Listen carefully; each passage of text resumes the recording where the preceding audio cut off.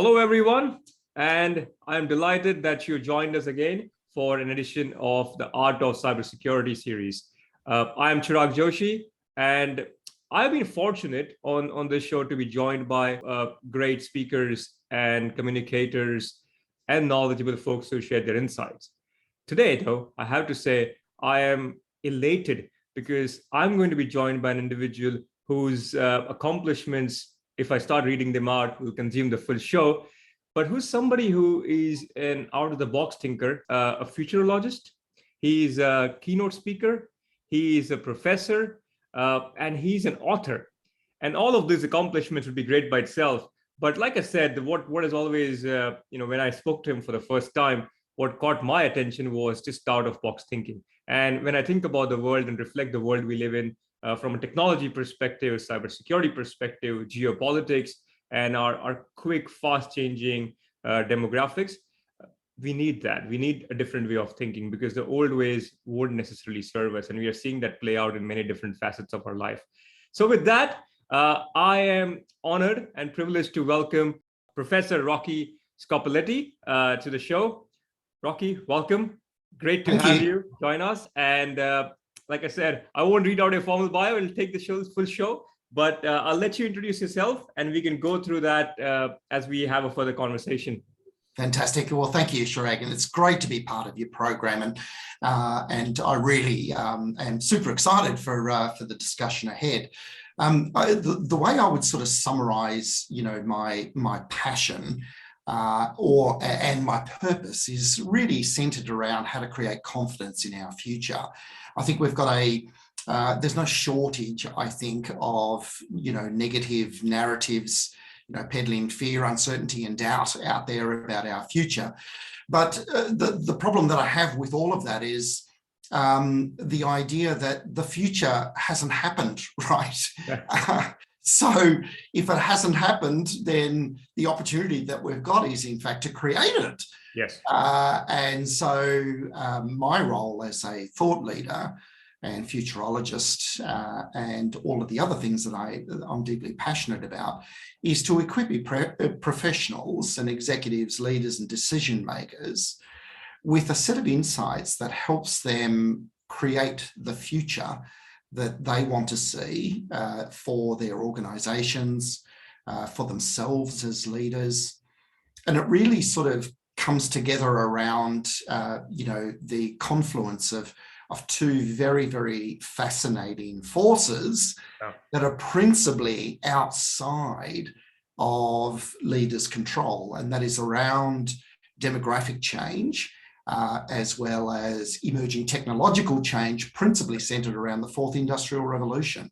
And so when we think about, creating confidence in our future, we've got the capacity to understand these two external forces and then respond in terms of the way with which, we unfold the exciting decade ahead.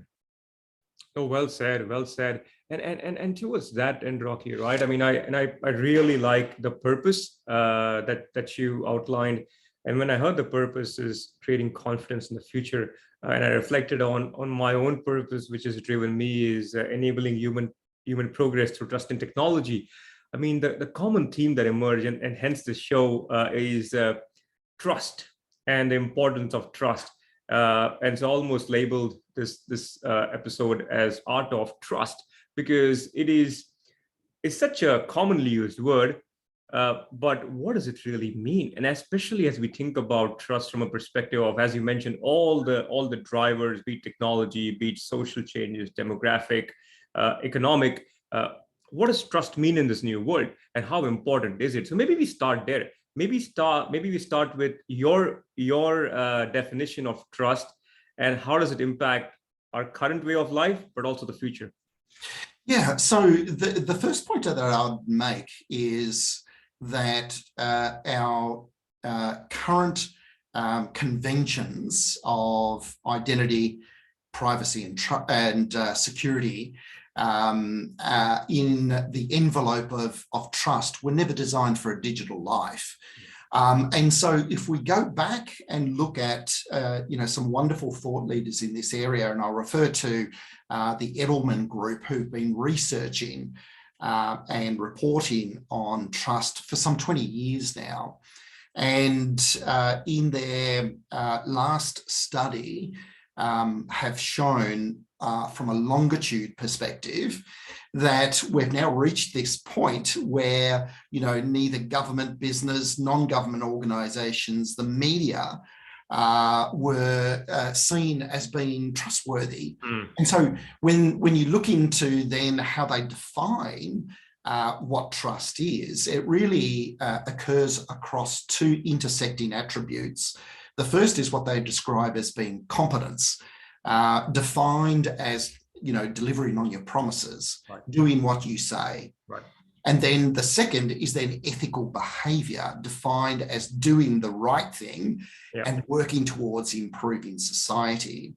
And so they're finding that trust has eroded across our institutions, our leaders, across all facets of society to its lowest point, yep, is a clear indicator that now is the opportunity to redefine trust in a completely different way. And so the idea that I've presented in my book, Australia 2030, Where the Bloody Hell Are We, is that we now have reached a point where trying to restore trust back to maybe what it was 20 years ago or 10 years ago is an illusionary pursuit. Because we've now reached a point where more than 1 in 3 Australian leaders and professionals reported in my study, the Australia 2030 research, that they see they're going to put more trust in technology this coming decade than the institutions that they did before in the past. And so if you think about, how the conventions and structure of trust was before in the past, we bestowed trust to, the hands of few. It was very hierarchically based in terms of our institutions, be they spiritual, be they government, be they commercial, be they media, whatever type. And we've seen that centralist structure really fall apart. And so the opportunity now in the restoration or the redesign or the construction of trust is to reconstruct it, but on a decentralized model where technology will play an integral role in how, trust is created, bestowed, and handed off. And I think that's the opportunity. That's where it gets really exciting when you look at sort of the role that different actors can play in trust models. Yep. And where, emerging technologies like blockchain can play an integral role in removing a lot of the non-value adding trust intermediaries, let's just say, in either supply chains or contractual arrangements and the like. And so I think this is the really exciting point that we have this coming decade. And even when we think about the Australia 2030 research also showed that more than 1 in 3 of us are quite happy to have, robots in our, or personal assistants, technology assistants, make decisions on our behalf. And this is the Hey Siri syndrome, right? And so I think that's where we've got to think about technology in very, very different ways. And look, why am I so passionate and super excited about it? Because user ID and password is the bane of my digital life. Please relieve me of this. It's when we think about user ID and password as a form of identity, let's just say, and trust, right? It's the greatest oxymoron, because user ID and password has nothing to do with proving your identity. It just proves you know two pieces of information. And so in a digital life where, good practices of, security for identity is to create unique configurations of uppercase, lowercase, alphanumeric, blah, blah, blah, blah, 14 characters now we're being asked. And in an average Australian digital life where we have, more than 26 relationships online, banks, airlines, everything else that we do online, well, the human mind simply can't remember 26 unique configurations. And so, we're just trying to live a digital life. Yeah. And so we've now reached a point where technology, I think, will play an integral role in the way with which we think about unfolding new notions of security ahead. And look at how well biometrics is performing in the gateway to our life, be that, on a smartphone or on other devices. We know we can do it, right? So that's why I'm super excited and passionate about it. There are so many insights that we can glean from what you just said, Rocky. I mean, I was making mental notes of some of them, and I think about firstly your point about institutional trust.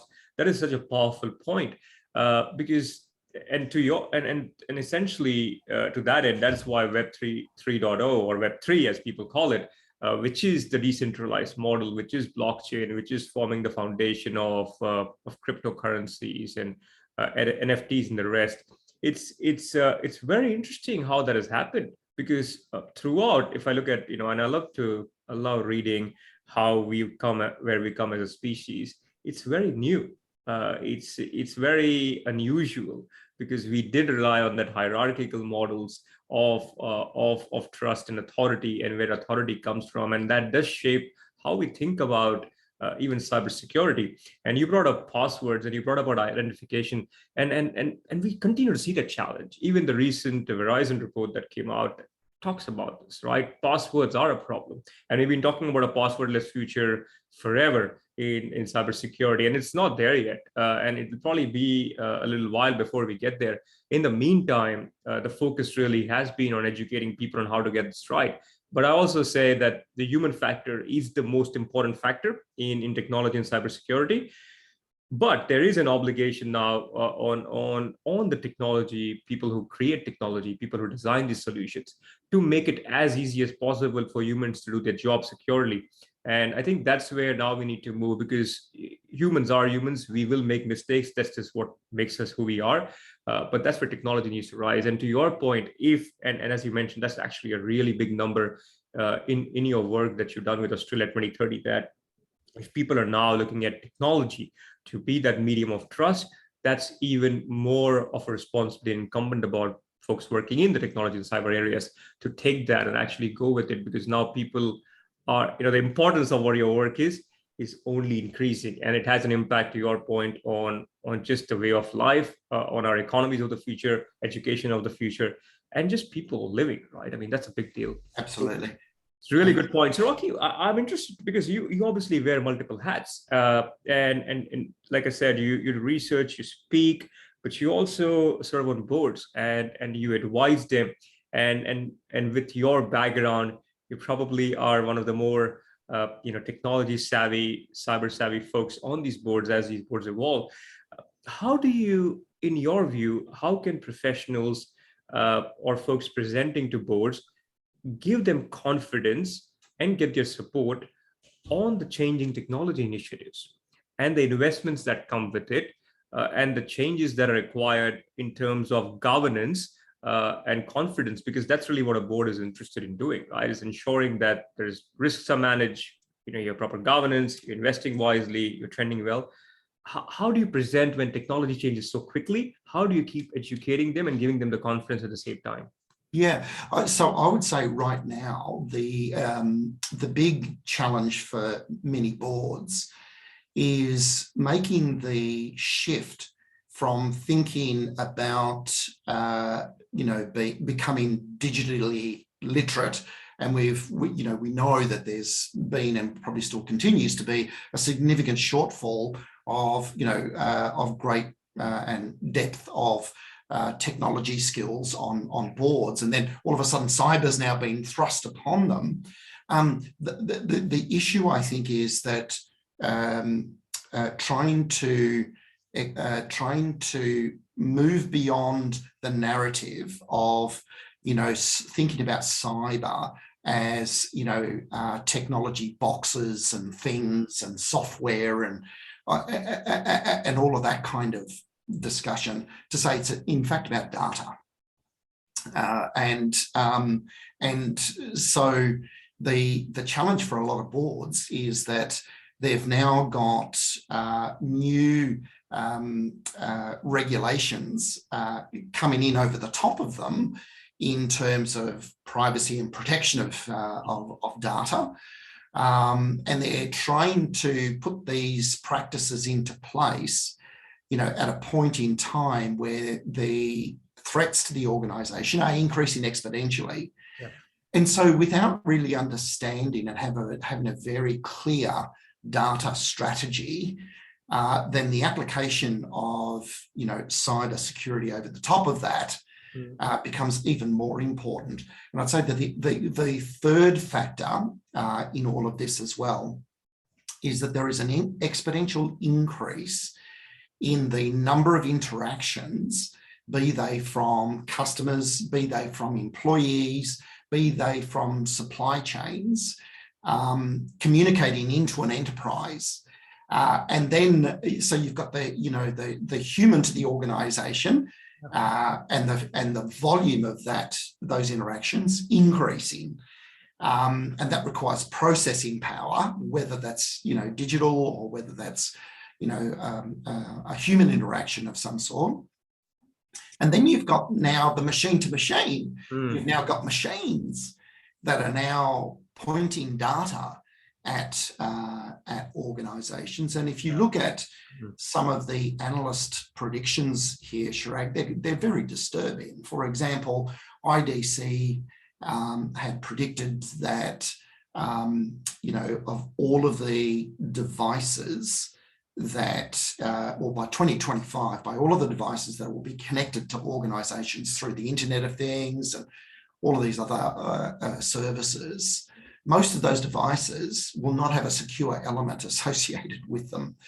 And so all of the sensors and all of these devices that are now making our cities much more smarter, much more intelligent, our transport systems much more intelligent, and enabled through the Internet of Things, 5th generation mobile networks and the like, there will be an exponential increase in the threat surface that enterprises are going to have to address in this hyper-connected world. And so in this hyper-connected data world. And so where I try and advise those in the security industry, let's just say, who are looking to advise boards in this area, is to shift away from the idea and the model that in the past we thought about protection from a perimeter perspective, and it's quite a medieval way of thinking, because that's why we build castles on hills, right? Yeah. And we can see downhill, and we've got the advantage, right? Because we built the perimeter here. But the reality is in this world today, and increasingly so this decade, right, that medieval way of thinking about the perimeter simply won't work. And that's because, threats are now terrestrial, right? They're not geographical. And you can't see them, right? You've got so having a height advantage or a hill advantage is no longer going to serve you well. And so the way with which organizations now need to rethink the perimeter really now extends right out into the network. And these networks augmentations of mobile networks, fixed networks, public networks, private networks, satellite networks. Yeah. And so we've got to push the perimeter as far out, really into the API layers, which become the interface in between the organisation and, the external environments that are going to be injecting data from all of these different sources over the course of this coming decade. Yeah, that's that last point, Rocky, is such a like, as a cybersecurity person, to me that point resonates so closely, because if you think about how security controls were designed to help the business, were based on this idea, right, of a perimeter of your secure network. And now that's essentially gone away, and it's gone away much faster because of all the digital transformation that happened as a result of COVID. COVID did a lot of bad things, but I guess this was one of the good ones, as a silver lining, if you might, of the digital transformation. So, it's required a different way of thinking, and it's required a different way of communicating. Is now people expect to be able to work from anywhere, anytime, and access the same resources they're access to. So that idea of, well, you need to be on our network, or you need to be behind, like a company VPN, that just has to evolve. So, I mean, there are different architectural approaches which are coming to bear. But to me, it's also the culture part of it. And that's where the trust conversation comes in, is every organization, industry has a slightly different culture. Universities, for example, have a very open culture, relies on collaboration and sharing to implement certain security controls, and that construct is very different than doing it in financial services. So I do think that has an impact of how people inherently trust it, and what the culture is, and how you as a security or technology person should approach that. So that point resonates me very well. Rocky, just a couple of quick questions before we wrap up. The first one is, obviously, in your role as a futurologist, it's such a fascinating role, and it's such an important role, because it's so easy to get caught up in doing day to day. But if you don't have people looking in the future and predicting what that would look like, it just makes life really hard. Like, somebody had to think of a different world where things could be connected. The internet came about. Otherwise, we would just be living in that old world of pen, paper, and some minor networks here or there. So with that, Rocky, what drives you to continue to do that? And I always believe in knowing more about learning and growth mindset. What are these attributes that you kind of tap into that allows you to do your work as a futurologist? What goes into that? I'm very, very interested to know about it. So thank you for the question. I would say it's my abundant curiosity, and I'm forever grateful for my pioneering parents who migrated to Australia, in the early 50s, like a lot of Europeans, to address the skills shortages that we had here in Australia. And it's quite remarkable where, I look at them and their pioneering spirit, and it was all essentially about curiosity. To have left everything that was known, family and everything, with a suitcase to hop on a ship for a 6-week voyage. And as my mother used to explain, to a country where the animals eat you, you can't imagine what that, but look at the contribution, I think, that, all migrants of all, cultures have made. And so for me, I think it's that curiosity. And there was a point where, I can distinctly remember becoming more fascinated in the question rather than the answer. And again, that's very, very deeply seated in curiosity.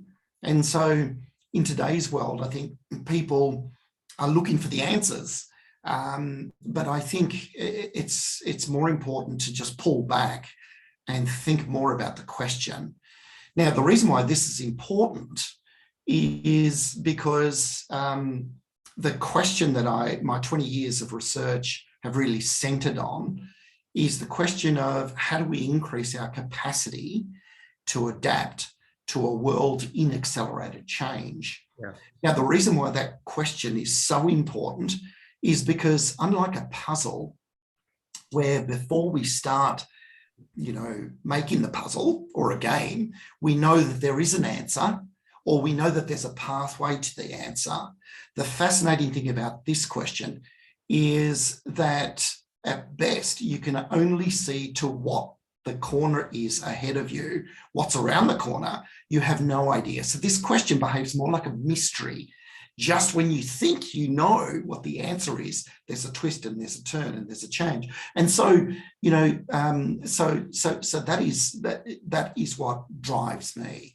And so it's that. So how do you address that question? Well, there is no answer, but there is a formula, and so the formula. And often when I talk to people about that question, they say, gosh, what have you been doing for the last 20 years? Haven't you answered the question? And the fascinating thing is that there is no answer, but there is a formula to how you address that. And the formula goes something like this. As a leader or as an organization, your adaptive capacity to a world in accelerated change, in other words, the AC, is a function of the symbiosis between the way you understand demographic change, the way with which you then look at emerging technologies, and then the third is then how you embrace the fourth industrial revolution. And so organizations that understand that have now evolved to a position where their adaptive capacity is much greater than organizations who are still, deeply unable to adapt or change to the increasing accelerated change coming at them from the environment. COVID's a great example of that. Across all industries, why is it that some organizations who have the same business model, operating models across all industries, why were some organizations able to adapt and change to COVID and others weren't? Fascinating question. When you look into it, it's because they've got this adaptive capacity. They're operating to the corner, but they're also well prepared for what might come at them from around the corner. And that is really what the competitive advantage is about this coming decade. It's not going to be necessarily anchored around the traditional things that we saw, in the last decade and beyond, access to scarce resources, privileged relationships, all of these things that were sources of competitive advantage. Your agility this decade is what will define great leaders and will be the secret sauce to successful organizations. And so, that's what gets me going every day, because I look at that question, I think, gosh, what's evolved, what's changed? And, the world changes every day. We woke up this morning to a new world, right? And so becoming comfortable with uncertainty as a leader and being able to foster change in your organisation, I think are going to be real important qualities you're going to see in all successful leaders this decade. Okay, that is such a brilliant answer. And I love the fact that we're talking about, you're right, far too often we can get caught up with the solutions, but, framing that question to your point and that curious mindset is so important. Also the adaptability of organizations. And I think as technology quickly keeps improving, it will. That's given, like, if you're not comfortable with change, it's going to be really hard for you. So I'm just going to close out on the last question, Rocky. Appreciate the time. There's a term that I followed some of your work, and the term that you looked at as part of your building out the future is Youthquake. And I know you kind of talked about it a few times in the past. Is just for the audience, what is Youthquake, and how does it relate to the work that you do in terms of a future based on trust, technology, supported by cybersecurity? Yeah, I think that's something which will be very interesting to close this out on. Yeah, thank you, Chirag. So there's been two words that have principally influenced, changed, and shaped my life. The first word is Youthquake. Now, what was fascinating is that Youthquake was announced as the 2017 Oxford Dictionary Word of the Year, Right. to signify and represent the significant social, cultural, political, technological, and economic change associated with youth. And here they were giving specific reference and acknowledgement to the millennial demographic, which is those that are broadly aged, born between 1980 and 2000. Now, what's really fascinating about that word is that it's not a new term. It was first coined by the editor-in-chief of Vogue magazine in the mid-60s to explain the significant social, cultural, economic, and political change that was going on around the world in the mid-60s. Right? So this is not new. This is history repeating itself. Now, here's the other really, really fascinating thing about that word, and the sequence of this is that the millennial demographic principally are the children of the baby boomers who were the first youth quakers in the mid-60s, right? And who is the greatest influence on your life? Your parents. So this is history repeating itself. Now, what we need to prepare for is that what we do know and what we can look back at history is to say, on the back of that youthquake in the 60s, we saw a significant set of opportunities emerging across our unquenchable thirst for white goods, consumer goods, cars, home ownership, all of these things, all of these opportunities, which created an entire new industry. And so the question I leave leaders with around Youthquake is to be thinking about what are the new opportunities that are going to come on the back of this next Youthquake. Yeah. Because that we can take from history and say, this is going to happen. Now, the second word that I'll leave you with as well, that has profoundly shaped and changed my life is juvenescence. And juvenescence is defined as the constant state of youthfulness. Now, how did I come about this word? Well, when I was doing the research for my book, Youthquake and Australia 2030, Where the Bloody Hell Are We?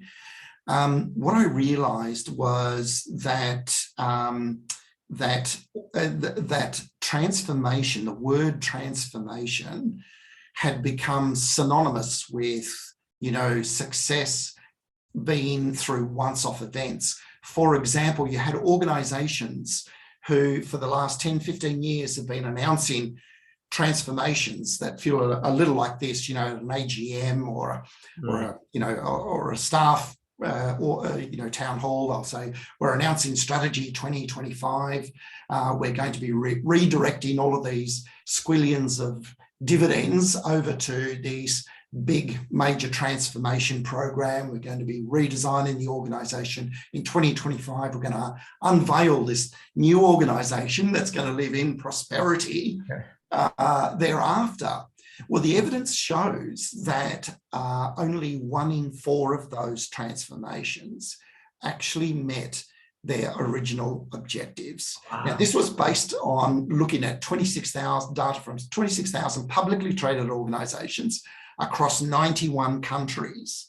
And so the question then for me was transformation. There's nothing wrong with the word transformation, but it's become associated to thinking that success is a result of these once-off big transformation events. And that's not the case. Right. And so I then went searching for an alternative. I thought we needed a new way to think about this. And that's where I discovered juvenescence. And juvenescence is defined, as I mentioned before, as the constant state of youthfulness. Now, what's important about this is that success for organisations in the fourth industrial revolution, as we've just talked about, is not going to be as a function of these once-off big transformation events. It's going to be on your capacity to adapt to a world in accelerated change. Right.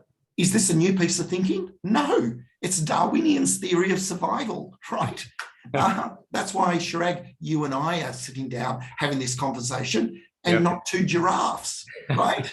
That's why we are here, right? This is nothing new, but it's going to become essentially what describes and defines successful leaders this coming decade, and their organisations, their ability to constantly adapt and apply Darwinian theory to the way with which they adapt to a world in accelerated change.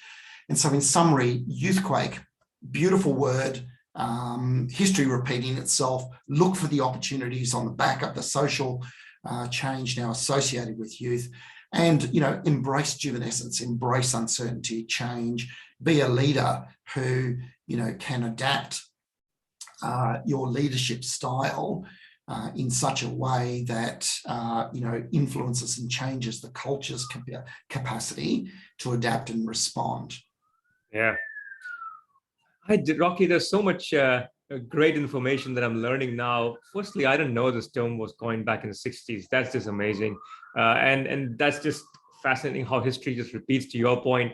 And also the transformation programs. Wow, that is a pretty amazing statistic that only 1 in 4 delivered the benefits. That's just, that is one of those mind-blowing facts. Staggering. It is staggering, because you have transformation programs everywhere all the time. And cybersecurity right now is in the midst of transformation. In every major organization, there is a cyber transformation program running.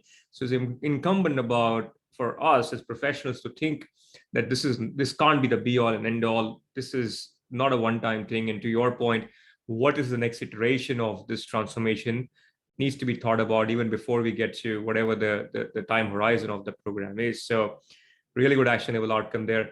Rocky, I know you indulge me with your time. I really appreciate it, and I'm sure the audience would take so much away from this conversation. Just talking to you, I could go on for 20 other questions and 3 more hours, but I won't do that. I'll stop here. And in the future, if you have that opportunity, we can come back and have another conversation.